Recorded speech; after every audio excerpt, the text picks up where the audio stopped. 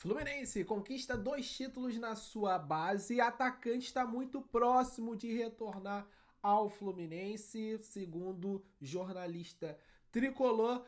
Também, portal elenca motivos para John Arias ainda não ter saído do Fluminense ao longo desses anos. E o presidente da FIFA dá declaração importante sobre mudanças na próxima Copa do Mundo de Clubes. Deixa o seu like, ative as notificações, porque tem muita notícia do Fluminense a partir de agora.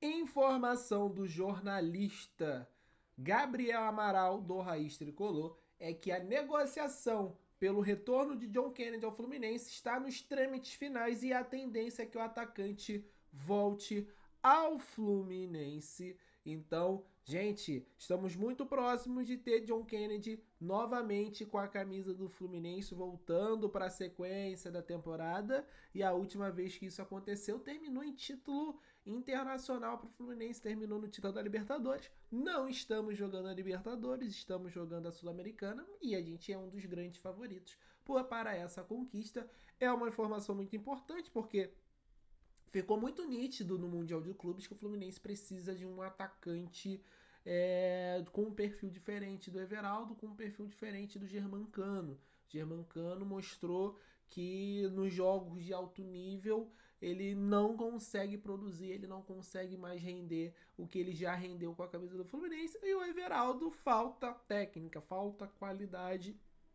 Tem até boas características, né? É um jogador muito móvel, né? Um centroavante móvel, é um cara que ataca espaço, ataca facão, mas na hora de finalizar, na hora do vamos ver, na hora de resolver, acaba não resolvendo. E o John Kennedy a gente sabe muito bem que tem essa capacidade, tem um faro artilheiro muito bom. Começou muito bem no Pachuca com o antigo treinador e depois da troca, da mudança do treinador, né, a mudança de técnico lá no Pachuca, ele perdeu espaço e está insatisfeito por isso, né? Ele quer jogar, ele quer estar jogando frequentemente na temporada. E esse retorno do Fluminense tem o dedo do Renato Gaúcho, que é um pedido do Renato essa volta do John Kennedy, tá? Então, pra galera que tava na expectativa do Fluminense contratar um centroavante, com esse retorno do John Kennedy, eu acho que a chance do Fluminense contratar alguém pro setor é muito próxima do zero.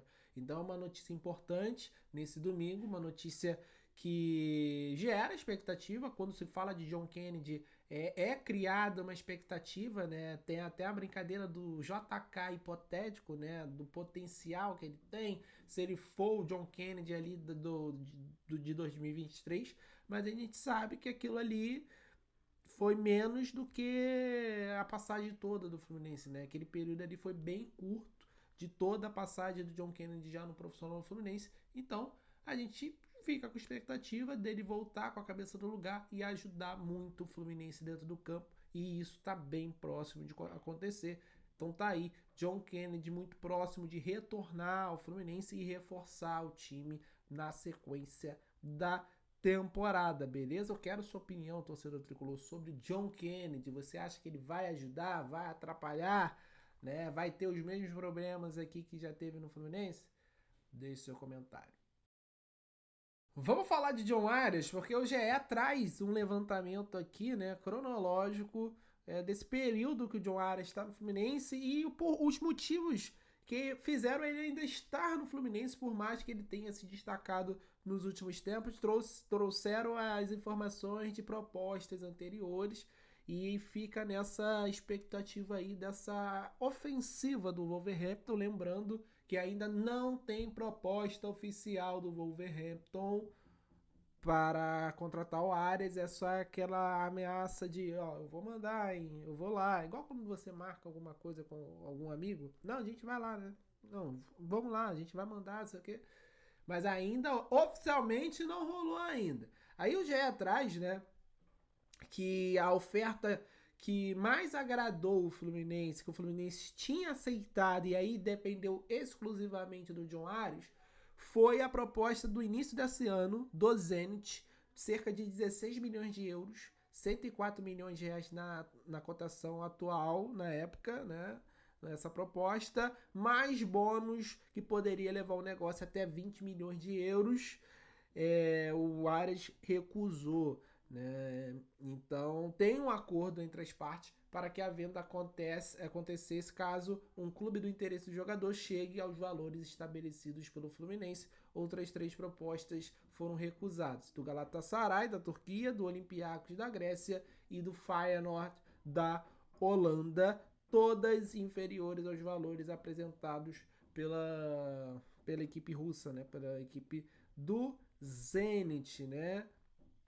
E teve alguns times de mercado menores, nenhum deles encantou o John Ares para ele, né, enfim, entrar numa rota ali de negociação, de querer que o Fluminense liberasse. A única polêmica de fato de que teve uma desavença entre Flu e Ares foi na proposta do Girona, né, do ano passado, ali em 2024. Na época o Girona ia jogar Champions League, né? E aí isso interessou muito o Ares, além de ser um time da Liga Espanhola, por mais que seja uma equipe pequena que pertence ao Grupo City.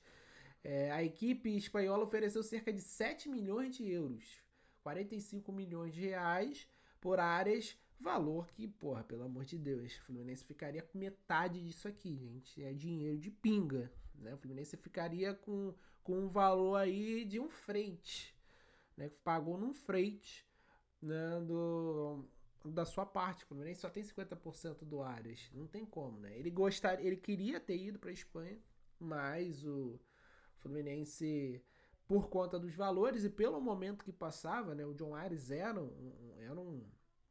uma peça-chave, né, a gente viu na prática que foi uma peça-chave para o Fluminense se manter na Série A. O Fluminense recusou e aí a gente conseguiu escapar e virar o ano aí com o John Ares.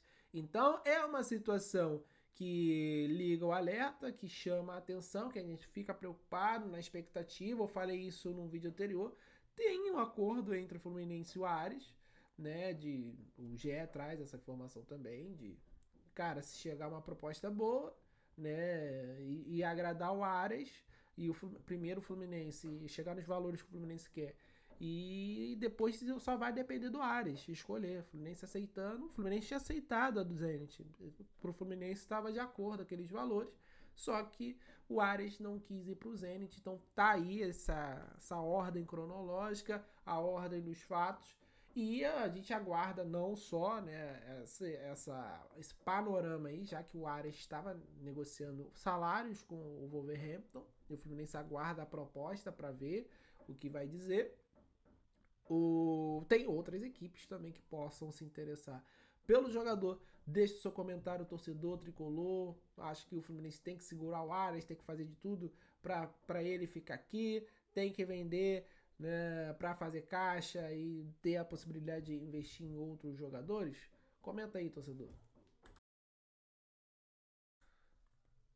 Antes das próximas notícias, eu quero mandar um abraço para a galera que está sempre acompanhando os vídeos da Central Fluminense. Um abraço para o Rodrigues de Anápolis, Goiás, para o Pedro Cardoso de Mirinzal, no Maranhão, para o Clóvis de Ilhéus, na Bahia, e para o Evandro Macedo de São Gonçalo, aqui no Rio de Janeiro. Valeu demais. Não esquece de deixar o like aí. Se você puder ripar esse vídeo para a gente ter um alcance maior e ajudar no nosso trabalho todos os dias, tanto eu quanto Capuano, estamos trazendo informações do Fluminense para vocês. Eu vou seguindo aqui, gente, porque o Fluminense, ele ganhou títulos nesse final de semana na base tricolor, é verdade, porque o Fluminense conquistou os títulos da Taça Guanabara Sub-13 em cima do Flamengo e da Espírito Santo Cup Sub-13, né? S-Cup Sub-13 no estadual. O Fluminense ficou com a taça depois de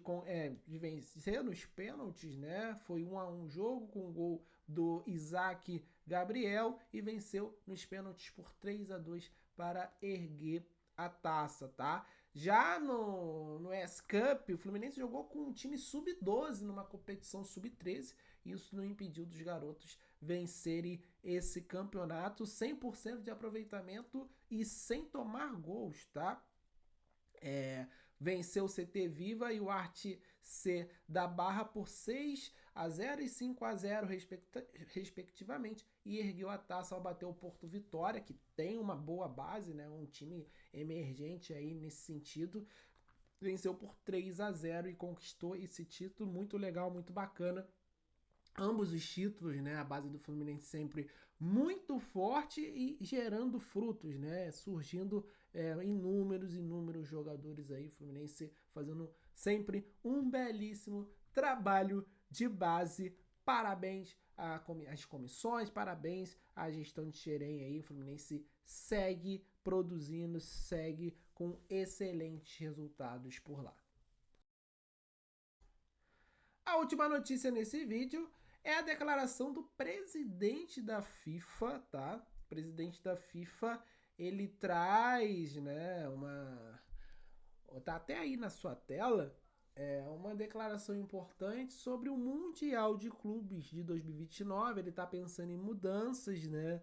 Ele usou os clubes brasileiros como exemplo para essas possíveis mudanças, né? Falando que os 4 clubes brasileiros venceram a Libertadores, ok, mas o limite por país não deveria ser 4. Então, ele recebeu algumas críticas, ele fala muito bem nessa declaração, né? Alguns clubes ingleses, clubes que ficaram de fora, muitos clubes queriam estar nessa competição, principalmente os que tinham, né, um posicionamento no ranking para se classificar a Copa do Mundo de Clubes, né? Isso gerou reclamações, gerou burburinho aí dos clubes que ficaram de fora.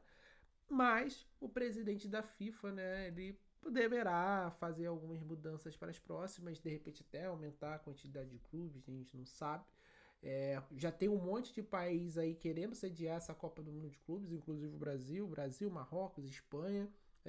Não sei se vão manter a Copa do Mundo de Clubes como um evento teste para a Copa do Mundo de Seleções, né?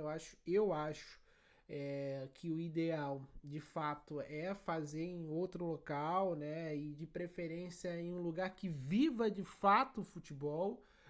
Teve muita coisa boa nessa Copa do Mundo de clubes, mas não dá para fazer num lugar como os Estados Unidos, que não tem o futebol, né? Eles chamam de soccer como paixão, né? Era bizarro, algumas pessoas, né, fazendo vídeos lá, gravações, cara, assim, tinha americano que nem sabia que tava rolando Copa do Mundo de Clubes lá, né? Porque tem NFL, tem NBA, tá na reta final aí tava na reta final da NBA também, então é, é, eles priorizam outros esportes. É uma cultura completamente diferente. Lá, futebol tá longe de ser prioridade, né? Tem o futebol americano, tem a NBA, tem o beisebol, tem o hockey. Então, são esportes que estão na frente. Tem o vôlei também, outros esportes olímpicos também, né? Tem um grande apreço, né, pelos americanos. Enfim, o soccer fica lá embaixo, né, na preferência, né? Eles chamam de soccer, então, enfim.